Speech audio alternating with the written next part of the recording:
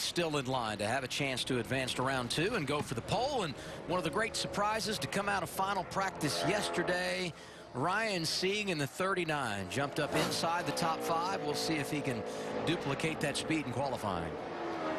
His teammate Jeff Green in the 93 car. He's down in 21st, so that's a good running car as well. And this is the primary. This is the one they put their most focus in. Obviously, it's a family-owned team. The budget isn't there like you'll see out of the Joe Gibbs racing cars or the Penske cars. But golly, how impressive is it that he has this much speed?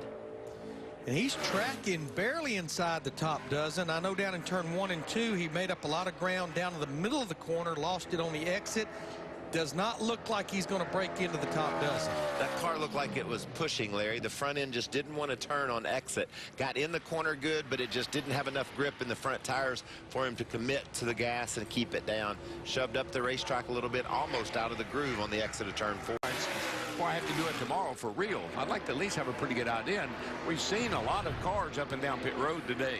Yeah, this is a perfect track as we see Ryan Sieg coming to pit road to just come through 3 and 4, carry all that speed, find your braking points to come to pit road, do your downshifts, get into that first segment on pit road, get to pit road speed. Due to a young driver like Jones's psyche by winning that ARCA race yesterday on the same track, we talk about how difficult it is, how narrow it is.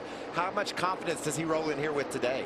Well, winning any race, I feel like, gives you confidence, and it just helps you going into the next day, looking forward to what you've got. And we'll see what Brandon can do here. He's running really well. He's making his way forward, made his first pass there. What about our man Ryan Sieg? He said he was just out for a Sunday afternoon drive. He's battled his way up almost inside the top 10, battling there with Ty Dillon for that 10th spot.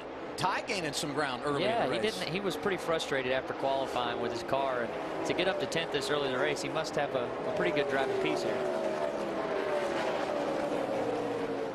Keselowski has a 1.